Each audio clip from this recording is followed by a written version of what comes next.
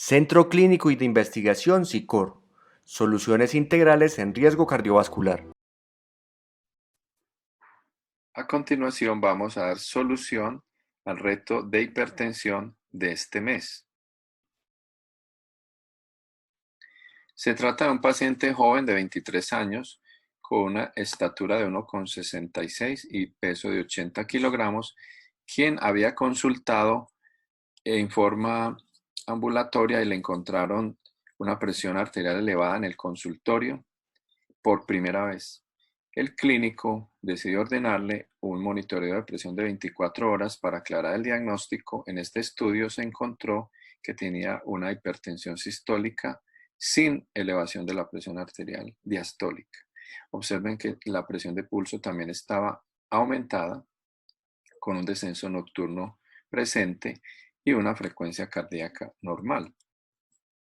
Cuando se miraron los promedios en 24 horas, se observó que la presión sistólica era la única variable que estaba aumentada, con una frecuencia cardíaca igualmente normal, y se observó en los parámetros hemodinámicos que tenía un volumen latido aumentado de 99 mililitros, con un gasto cardíaco y un índice cardíaco también aumentados.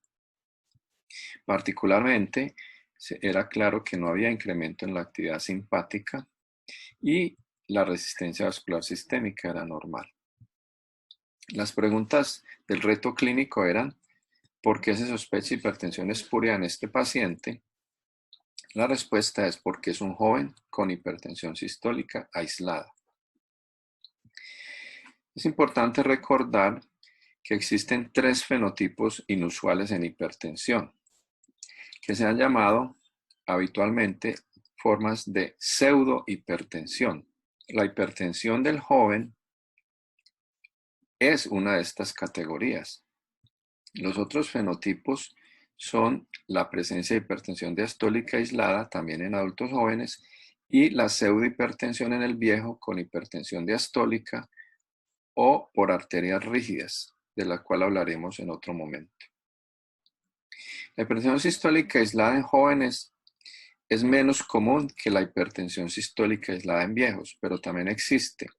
En el año 2000, O'Rourke, un fisiólogo australiano, describe en este paper por primera vez este hallazgo, donde él encontró en 6 personas jóvenes entre los 14 y los 23 años, que eran particularmente altos de estatura, la presencia de hipertensión sistólica exclusivamente.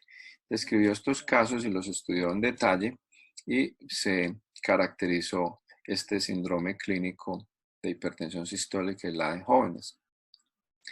¿Cómo se comprueba este diagnóstico? La respuesta es midiendo la presión aórtica central. En el joven que tenemos en este caso, se hizo una medición de la presión aórtica a través de la caracterización de la onda arterial, donde se mide el componente anterógrado y el componente retrógrado, pero en particular se obtienen los valores de presión aórtica central. Observen que en este joven la presión arterial braquial era 147/77 y la presión aórtica central era 121/79, una diferencia importante. Para entender estos hallazgos es importante recordar que cuando se genera la onda de pulso por el latido cardíaco, existe un fenómeno de amplificación de la onda de pulso arterial. A nivel del corazón, este valor de la presión sistólica es mucho menor que a medida que nos desplazamos hacia la periferia. Entre más distal, más alta es la presión sistólica. Por ejemplo, a nivel de la arteria radial, existe una diferencia de unos 20 milímetros de mercurio con relación a la presión aórtica central. Lo mismo pasa a nivel de las arterias periféricas. Y eso explica la presencia de diferencias entre la presión aórtica central y periférica. En esta condición en particular, se da en personas jóvenes con velocidad de onda de pulso baja, porque esta onda regresa tardíamente a la aorta y genera esta diferencia de presiones importantes. También se observan atletas y es más común en hombres que en mujeres por las diferencias de estatura habitualmente existentes. Hoy, con el monitoreo de presión de 24 horas, es posible hacer este diagnóstico fácilmente, ya que la mayoría de equipos modernos tienen, además de mediciones de presión arterial, la velocidad de onda de pulso y la medición de la presión aórtica central. En este caso en particular es importante recordar que en estas formas de hipertensión sistólica aislada en jóvenes existen alteraciones en los parámetros cardíacos.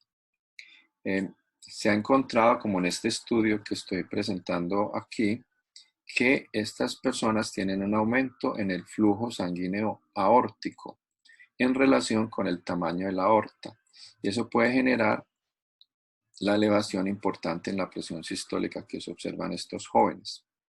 En este estudio en particular, de nuevo confirmaron que el volumen latido era alto, al igual que el gasto cardíaco, pero con resistencia vascular sistémica normal. Si se comparan estos jóvenes con otros que tenían hipertensión arterial esencial, donde lo que los caracterizó fue una elevación de la resistencia vascular sistémica. Ahora bien, es importante decir que si bien hay diferencias entre la presión aórtica periférica y la presión aórtica central, el valor de la presión central no es necesariamente normal en estos jóvenes. Habitualmente la presión aórtica central está en el orden de 110 milímetros de mercurio, y en estos estudios, como el que se observa acá, se observan las barras negras más altas, que existe aumento en la presión aórtica también central. Así que no podemos hablar de una hipertensión falsa, si en realidad tienen una hipertensión genuina aún con la presión aórtica central medida. ¿Cuál es la conducta terapéutica después de confirmarlo? Si se hace con mediciones clínicas, es importante complementarlas para hacer evaluación hemodinámica y obtener el volumen latido, el gasto cardíaco y la resistencia vascular sistémica, porque es con estos parámetros que se confirma el diagnóstico, ya sea con un mapa con parámetros hemodinámicos o utilizando ecocardiografía. Estas personas jóvenes deben ser seguidas habitualmente cada 6 o 12 meses para evaluar sus presiones arteriales, porque en un número significativo de ellos se observa evolución hacia la hipertensión establecida, y por tanto el seguimiento clínico es muy importante. Muchas gracias por participar en este reto clínico y los esperamos el próximo mes en otro nuevo reto de hipertensión o electrocardiografía.